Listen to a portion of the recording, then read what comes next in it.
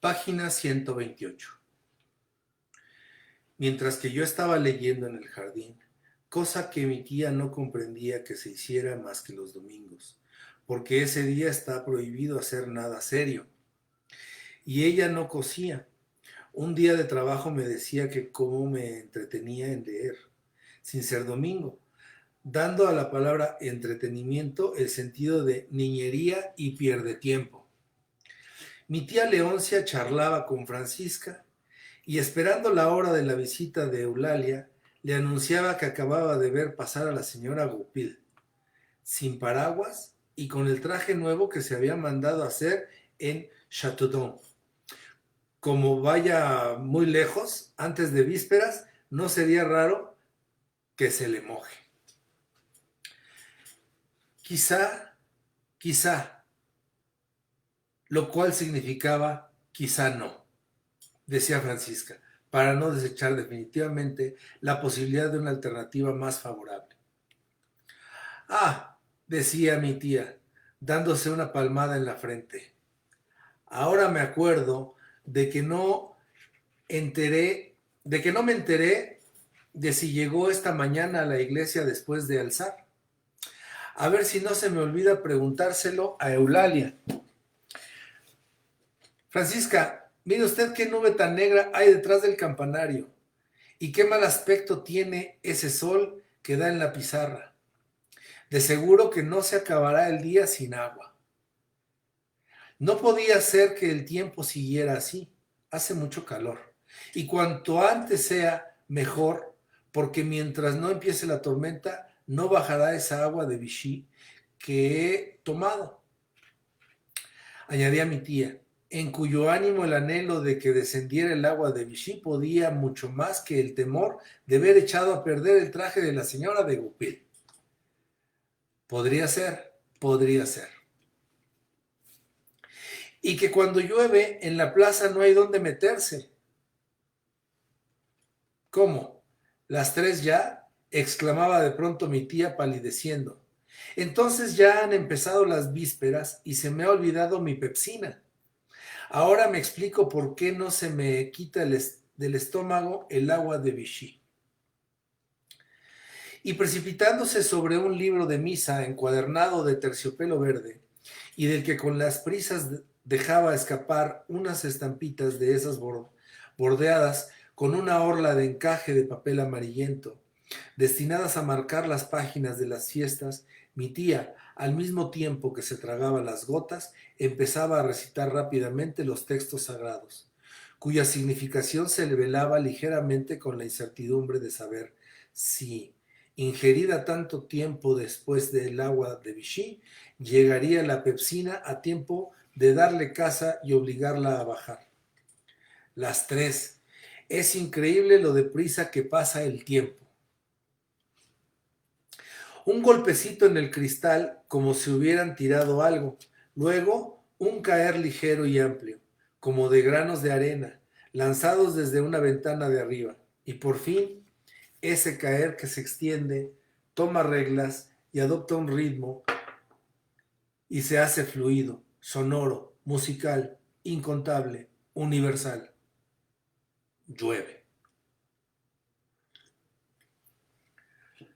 ¿Qué, Francisca?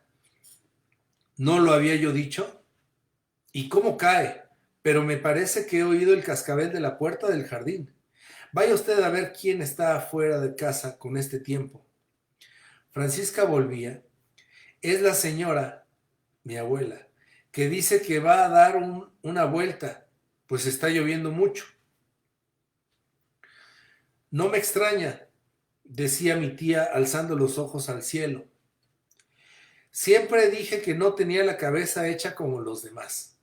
Pero, en fin, más vale que ella sea y no yo la que se está mojando. La señora siempre es al revés de los demás, decía Francisca suavemente, reservándose, para el momento en que estuviera sola con los criados, su opinión de que mi abuela estaba un poco tocada. Pues ya han pasado las oraciones. Eulalia no vendrá, suspiraba mi tía. Le habrá dado miedo el tiempo. Pero señora, todavía no son las 5, no son más que las 4:30. ¿Las 4:30? Y he tenido que levantar los visillos para que me entre un rayo de luz. A las 4:30 y 8 días antes de las rogaciones. Ay, Francisca, muy incomodado debe de estar Dios con nosotros. Sí, es que la gente de hoy hace tantas cosas. Como decía mi pobre Octavio, nos olvidamos de Dios y Él se venga.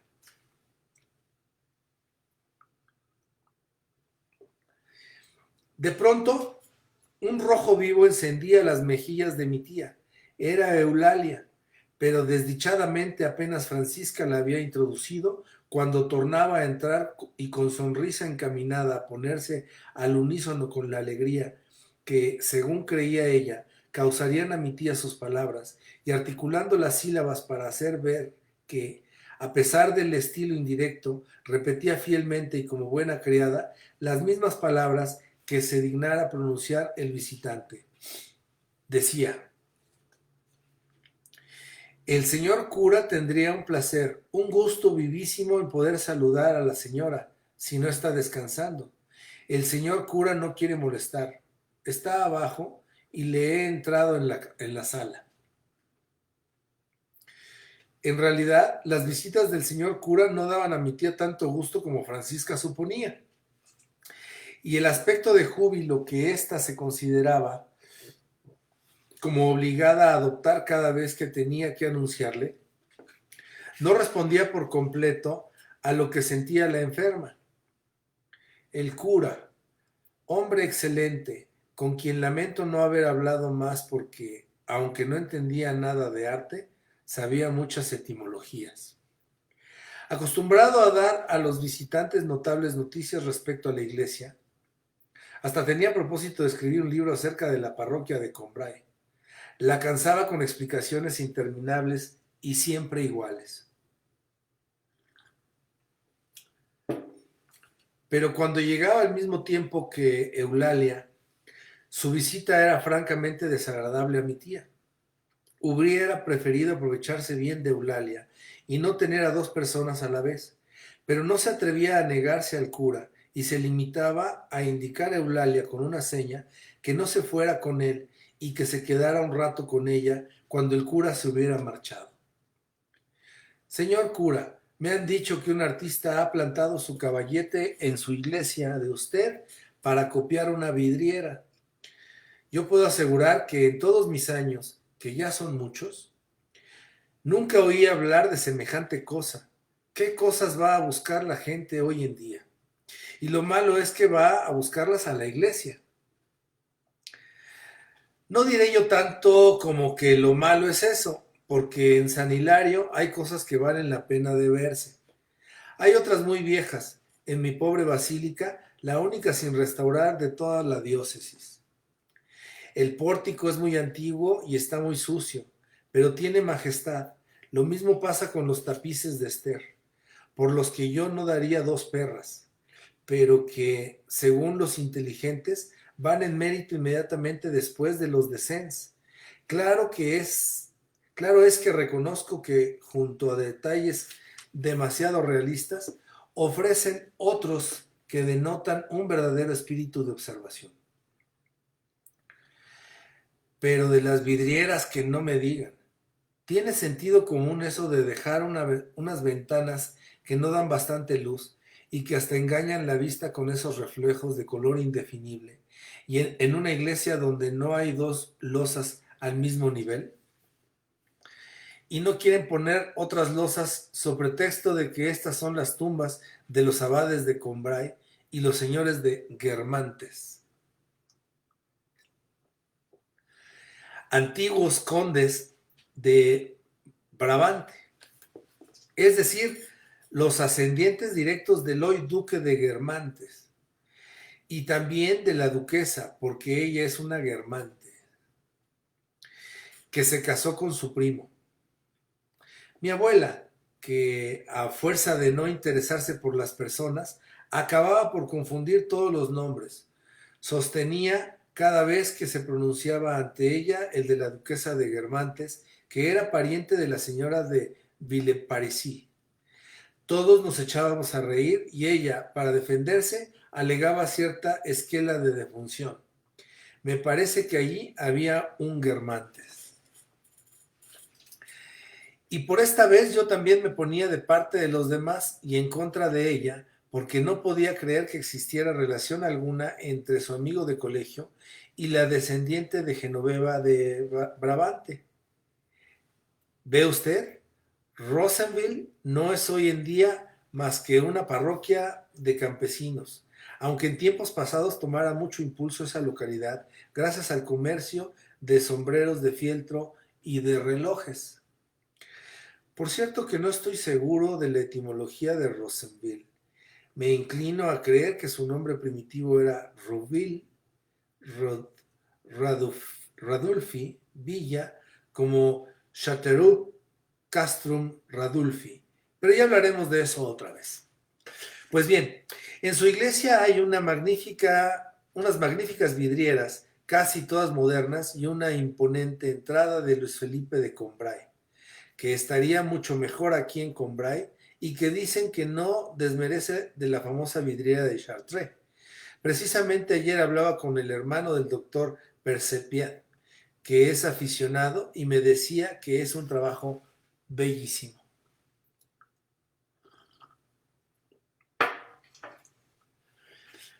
Pero como le decía yo a ese artista, que por lo demás es un hombre muy fino y según parece un virtuoso del pincel, ¿qué es lo que ve usted de notable en esa vidriera, que es aún un poco más oscura que las otras? Pero estoy segura de que si se lo pidiera usted a Monseñor, decía indiferentemente mi tía, la cual ya estaba pensando que iba a cansarse, no le negaría a usted una vidriera nueva. Desde luego, señora, contestaba el cura, pero es que precisamente Monseñor llamó la atención hacia esa desdichada vidriera, demostrando que representa a Gilberto el Malo, señor de Guermantes, descendiente directo de Genoveva de Brabante, que era una Guermantes, en el momento de recibir la absolución de San Hilario. Pero yo no veo allí a San Hilario. Sí, ¿no se ha fijado usted nunca en una dama con traje amarillo que está en una esquina de la vidriera? Pues es San Hilario, Saint-Hilaire, que en otras provincias se llama Saint-Hilaire, Saint-Hélier y hasta Saint-Hilaire en el Jura. Y estas corrupciones Sanctus Hilarius no son de las más raras que ocurren con los nombres de los bienaventurados. Su patrona de usted, amiga Eulalia, Santa Eulalia, ¿sabe usted en lo que fue a parar en Borgoña? Pues sencillamente en Saint Eloi. Se convirtió en santo. ¿Qué? Eulalia. ¿Se imagina usted cambiada de nombre después de muerta? El señor cura siempre tiene ganas de broma.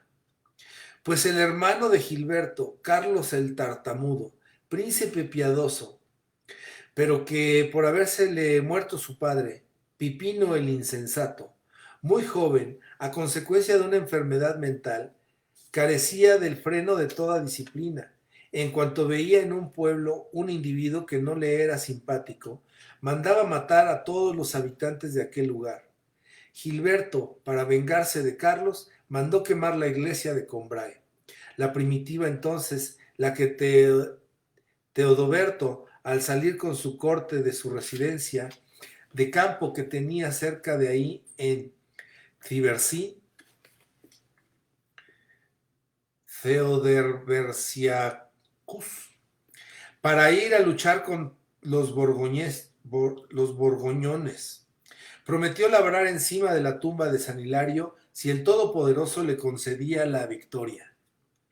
No queda más que la cripta que Teodoro le habrá a usted enseñado alguna vez, porque lo demás lo quemó Gilberto. Y luego al desdichado Carlos, con el auxilio de Guillermo el Conquistador. El cura pronunciaba Guillermo. Y por eso vienen tantos ingleses a ver la iglesia, pero no supo conciliarse con las simpatías de los vecinos de Combray, que un día, al salir Gilberto de misa, se arrojaron sobre él y le cortaron la cabeza. Teodoro tiene un librito donde se explica todo eso.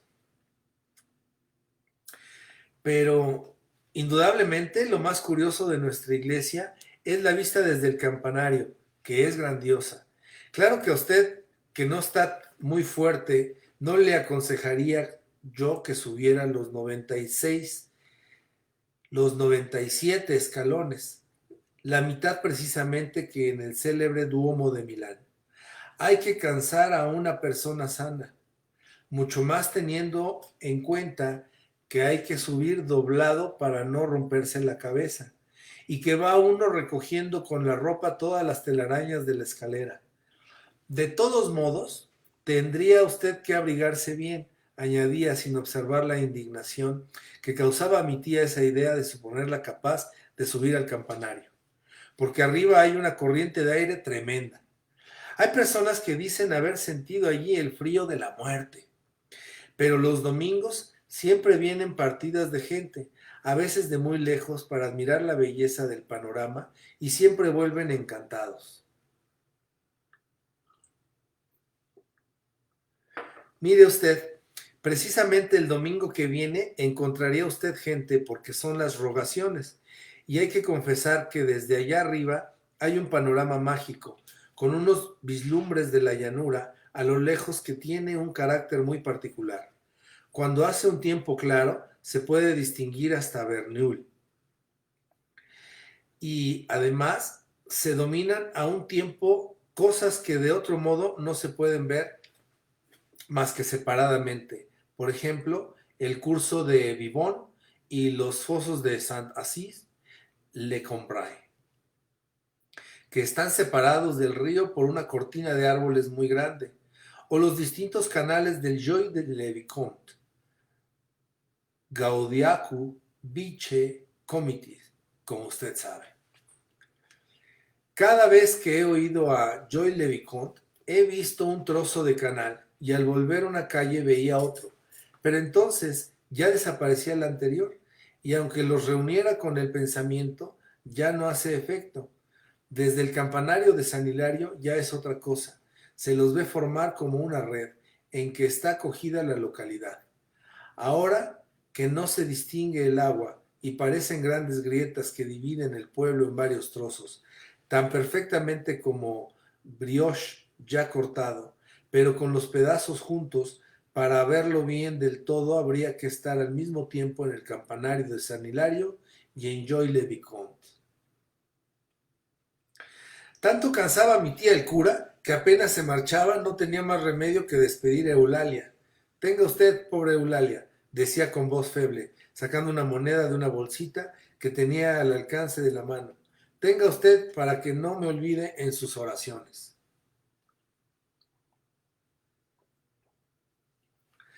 Pero, señora, eso no está bien. Ya sabe usted que no es por eso por lo que vengo, decía Eulalia, siempre con el mismo vacilar y la misma timidez que si fuera la primera vez, y con una apariencia de descontento que divertía a mi tía y no le parecía mal, porque si algún día Eulalia, al tomar el dinero, presentaba semblante menos contrariado que de costumbre, mi tía decía: no sé lo que tenía Eulalia, yo le he dado lo mismo que siempre y parece que no estaba contenta. Pues no puede quejarse, suspiraba Francisca, que tendía a considerar como calderilla todo lo que mi tía le daba para ella o para sus hijos, y como tesoros derrochados locamente por una ingrata, las piezas depositadas todos los domingos en la mano de Eulalia, con tanta discreción que Francisca no llegó a verlas nunca. Y no es que ella ambicionara el dinero que mi tía daba a Eulalia, ya gozaba bastante del caudal de mi tía, al saber que las riquezas del alma ensalzan y hermosean al mismo tiempo a la sirviente, y que ella, Francisca, era persona insigne y glorificada en Combray, Joy-le-Vicomte y otros lugares por lo numeroso de las haciendas de mi tía, la frecuencia y duración de las visitas del cura y la gran cantidad de botellas de agua de Vichy que se consumía.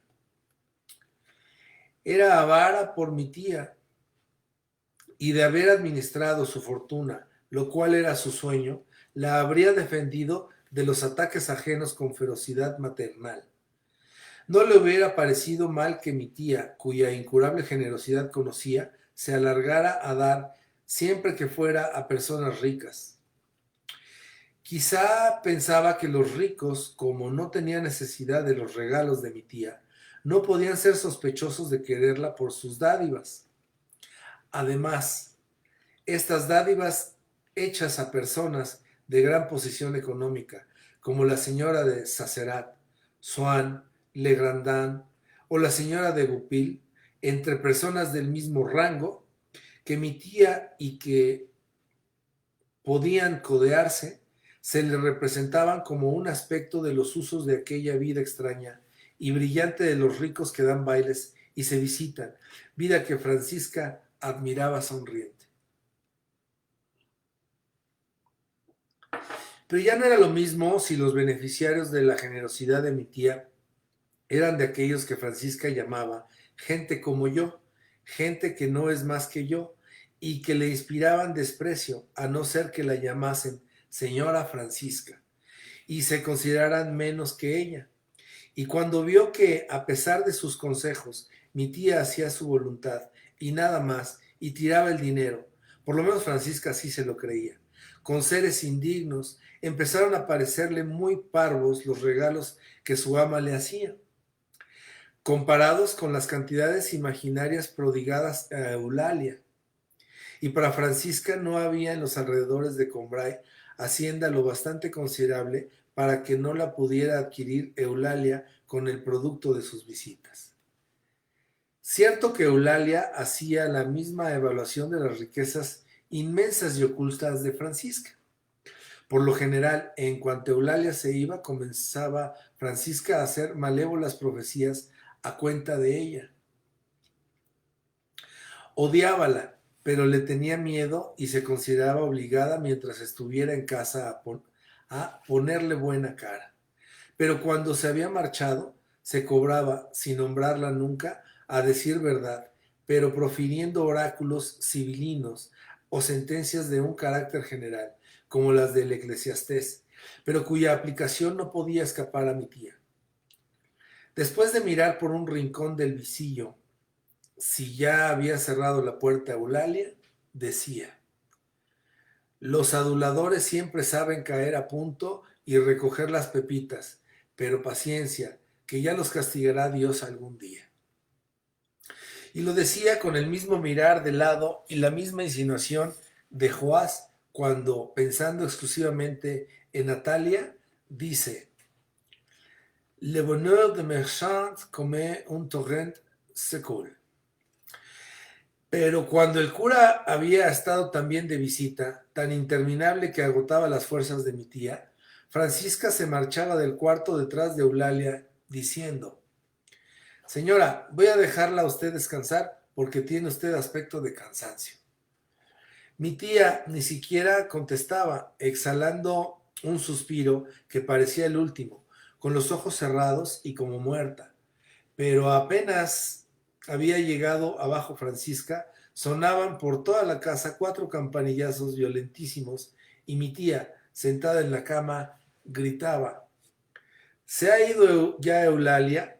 ¿Le parece a usted que se me ha olvidado preguntar si la señora de Goupil llegó a misa después de alzar?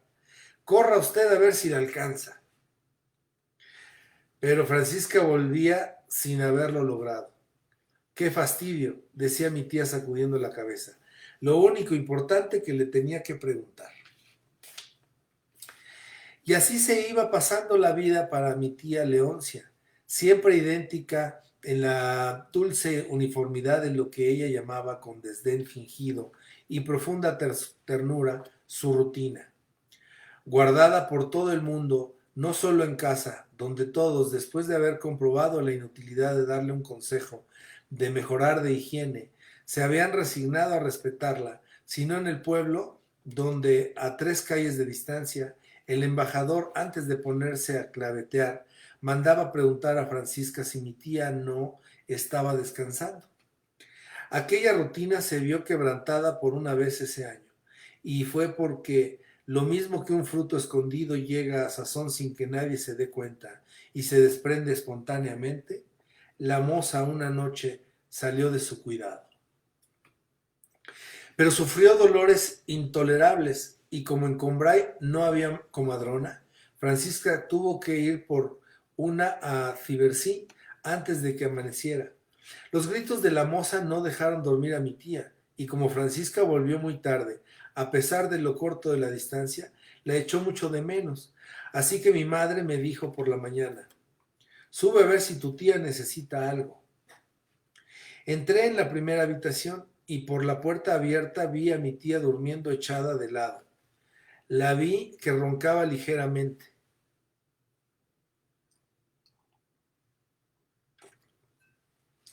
Ya iba a marcharme muy despacito, pero sin duda el ruido que hice se entremetió en su sueño y le cambió de velocidad, como dicen en los automóviles, porque la música de los ronquidos se interrumpió un instante y siguió luego un tono más bajo hasta que por fin se despertó, volviendo a medias la cara que entonces pude ver, pintábase en ella algo como terror.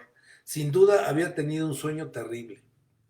Tal como estaba colocada, no podía verme, y yo me estuve allí sin saber lo que hacer, si adelantarme o salir.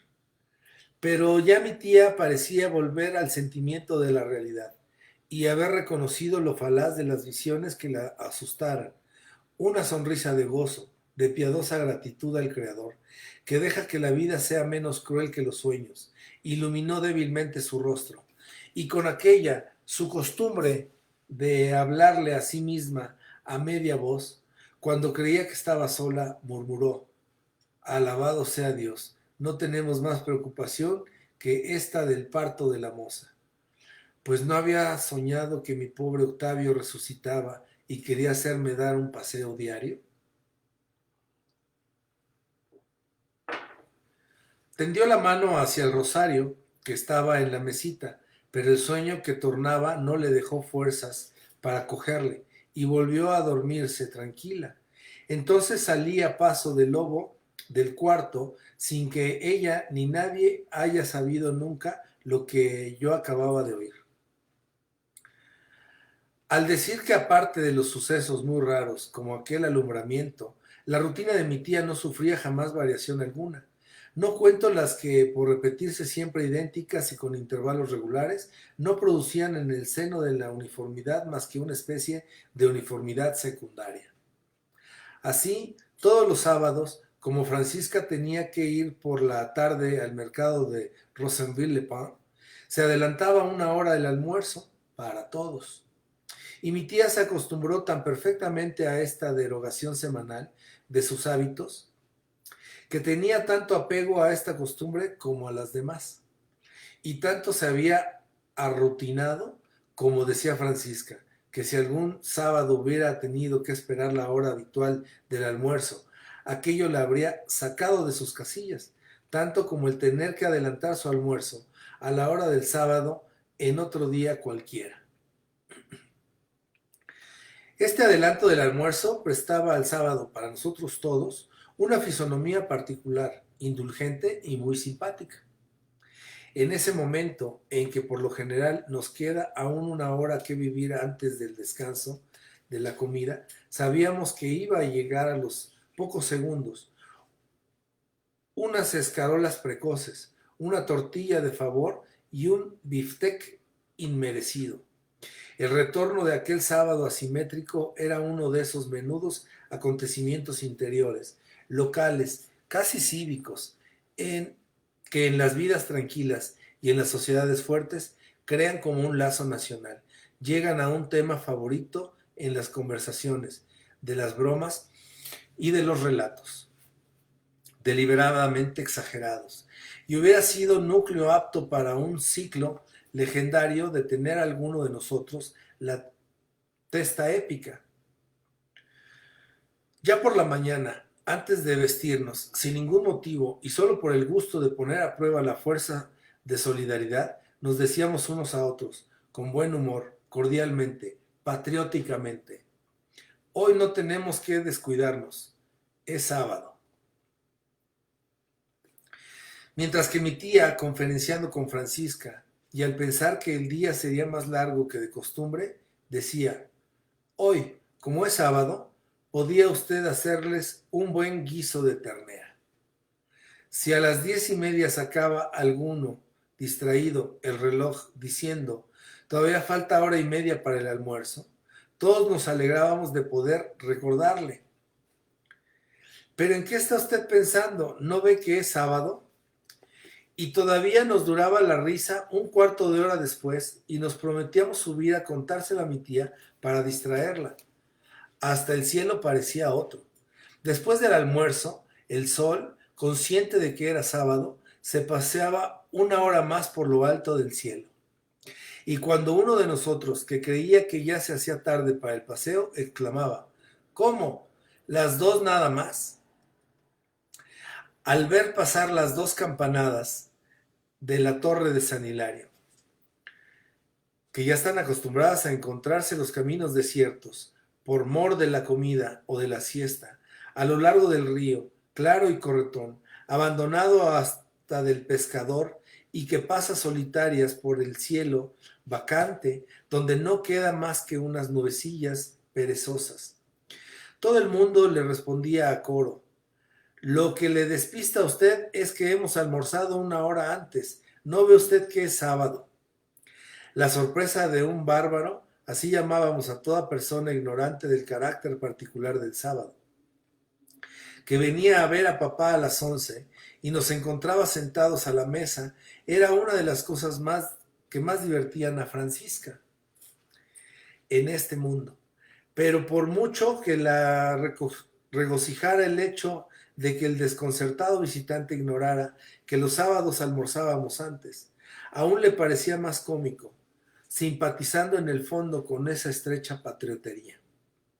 Que a mi padre se le ocurriera que el bárbaro podía ignorarlo y contestara sin más explicaciones a su asombro al vernos ya sentados a la mesa: pero, hombre, es sábado. Y cuando Francisca llegaba a este punto del relato, tenía que secarse lágrimas de risa, y para acrecer su regocijo, prolongaba el diálogo, inventaba una respuesta del visitante a quien aquello del sábado no decía nada.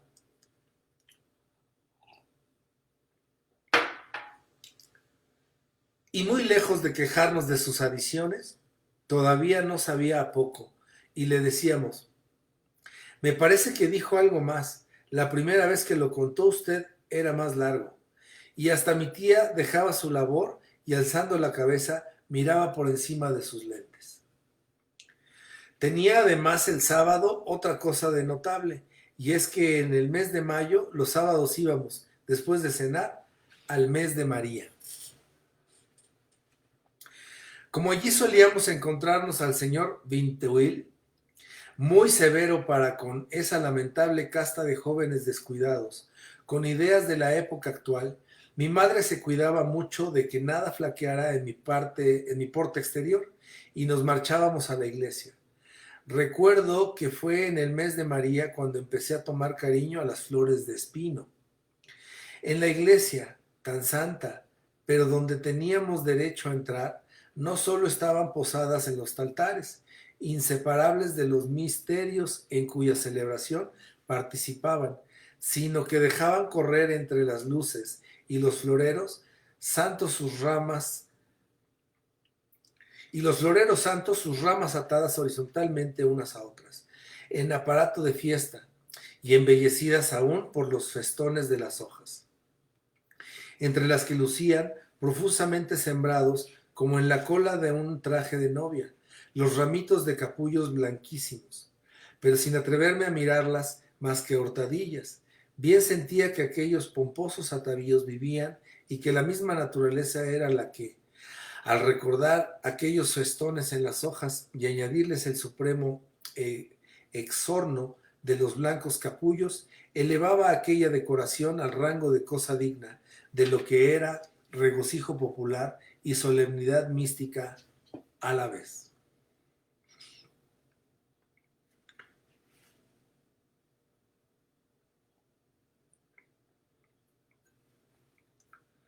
Más arriba abríanse las corolas aquí y allá, con desafectada gracia, reteniendo con negligencia suma, como último y vaporoso adorno, el ramito de estambres, tan finos como hilos de la Virgen, y que le prestaban una suave veladura.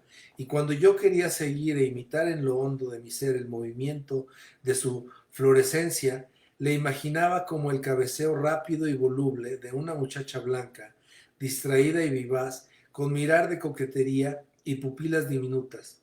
El señor Vinteuil venía a sentarse con su hija a nuestro lado. Persona de buena familia, había sido profesor de piano de las hermanas de mi abuela. Y cuando murió su mujer, aprovechando una herencia que tuvo, se retiró a vivir cerca de Combray e iba a casa de visita con frecuencia.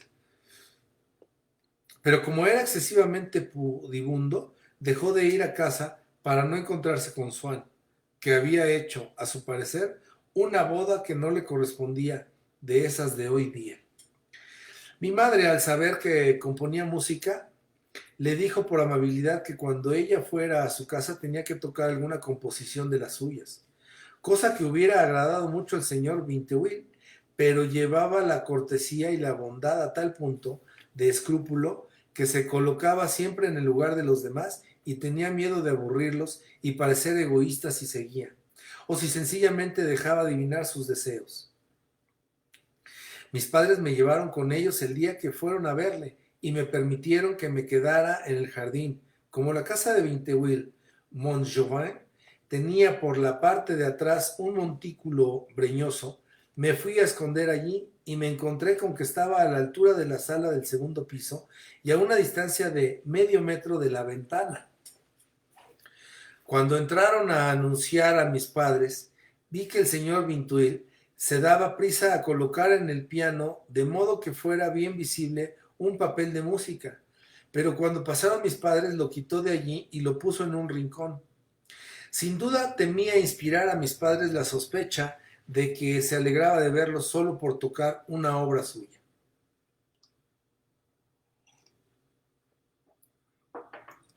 Y cada vez que durante la visita volvió mi madre a la carga, repetía: pero yo no sé quién puso eso en el piano, porque no es su sitio. Y desviaba la conversación hacia otros temas, precisamente porque esos le interesaban menos. Su pasión era su hija, la cual, con sus modales de chico, tenía tal apariencia de robustez que no podía uno por menos de sonreír al ver las preocupaciones que su padre tomaba con ella, y cómo tenía siempre a mano chales suplementarios para abrigarle los hombros. Mi abuela nos había hecho notar la expresión bondadosa, delicada y tímida, casi que cruzaba muy a menudo por la mirada de aquella niña tan ruda y que tenía el rostro lleno de pecas. Cuando acababa de pronunciar una palabra, oíala con la mente de la persona a quien iba dirigida, se alarmaba por las malas interpretaciones que pudieran dársele, y bajo la figura hombruna de aquel diablo, se alumbraban y se recortaban, como por transparencia, los finos rasgos de una muchacha llorosa. Y cuanto, cuando antes de salir de la iglesia me arrodillaba delante del altar, al levantarme sentía de pronto que se escapaba de las flores de espino amargo y suave dolor de almendras, y advertía entonces en las flores unas manchitas rubias que, según me figuraba yo, debían esconder ese olor, lo mismo que se oculta el sabor de un franchipán bajo la capa tostada, o el de las mejillas de la hija de Vinteuil detrás de sus pecas, a pesar de la callada quietud de las flores de espino, ese olor intermitente que era como murmullo de intensa vida, la cual prestaba al altar vibraciones semejantes a las de un seto salvaje, sembrando de vivas antenas cuya imagen nos la traían al pensamiento algunos estambres casi rojos que parecían conservar aún la virulencia primaveral y el poder irritante de insectos metamorfoseados ahora en flores. Al salir de la iglesia hablábamos un momento con el señor Vinteuil delante del pórtico. Mediaba entre los chiquillos que se estaban peleando en la plaza. Defendía a los pequeños y sermoneaba a los mayores.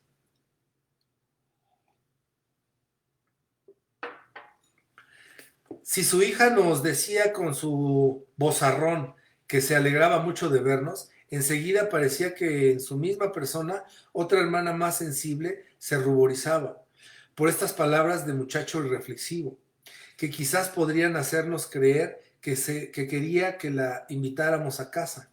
Su padre le echaba una capa por los hombros y ambos montaban en un cochecito que guiaba a la chica y se volvían a Montjovain. A nosotros, como al día siguiente era domingo y nos levantaríamos tarde para la hora de misa mayor, cuando había luna y el tiempo estaba templado, en vez de volver a casa derechos, mi padre, enamorado de la gloria, nos llevaba a dar un paseo por el Calvario, paseo que, por la escasa aptitud de mi madre para orientarse y saber por dónde iba, consideraba papá como hazaña de su genio estratégico. Llegábamos a veces hasta el viaducto cuyas zancadas de piedra empezaban en la estación y representaban para mí el destierro y la desolación que reinaban más allá del mundo civilizado, porque todos los años, al venir de París, nos recomendaban que nos fijáramos en cuándo venía Combray y que no dejáramos pasar la estación, preparándonos bien porque el tren no paraba más que 2 minutos y se marchaba enseguida por el viaducto, saliéndose de las tierras de cristianos, cuyo extremo límite marcaba para mí Combray.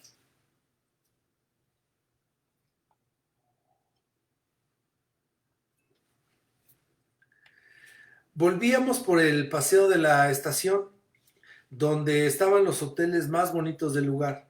La luna iba sembrando en los jardines, como Hubert Robert, un pedazo de marmórea escalinata, un surtidor y una verja entreabierta. Su luz había destruido la oficina de telégrafos. No quedaba más que una columna tronchada, pero bella como una ruina inmortal.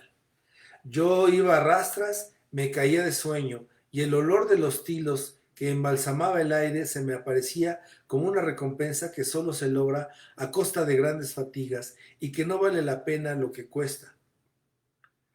De cuando en cuando, de detrás de las verjas, perros que despertábamos con nuestros pasos solitarios daban alternos ladridos, de esos que todavía oigo algunas veces, y en el seno de esos ladrillos debió de ir a refugiarse el paseo de la estación, cuando se construyó en su emplazamiento el parque público de Combray. Porque donde quiera que me encuentre, en cuanto empiezan a sonar y a contestarse, le veo con sus tilos y sus aceras iluminadas por la luna. De pronto, mi padre nos paraba y preguntaba a mamá, ¿dónde estamos? Rendida por el paseo, pero orgullosa de su esposo, mi madre reconocía cariñosamente que lo ignoraba en absoluto. Entonces él se encogía de hombros, riéndose, y como si se la sacara del bolsillo de la americana al sacar la llave, nos mostraba allí, en pie y delante de nosotros, la puertecita trasera de nuestro jardín, que había venido con la esquina de la calle del Espíritu Santo, a esperarnos al cabo de los caminos desconocidos. Mi madre, admirada, le decía, eres el demonio. Y desde aquel instante ya no necesitaba yo andar. El suelo andaba por mí en aquel jardín donde hacía tiempo que la atención voluntaria había dejado de acompañar a mis actos. La costumbre acababa de cogerme en brazos y me llevaba a la cama como a un niño pequeño. Página 145.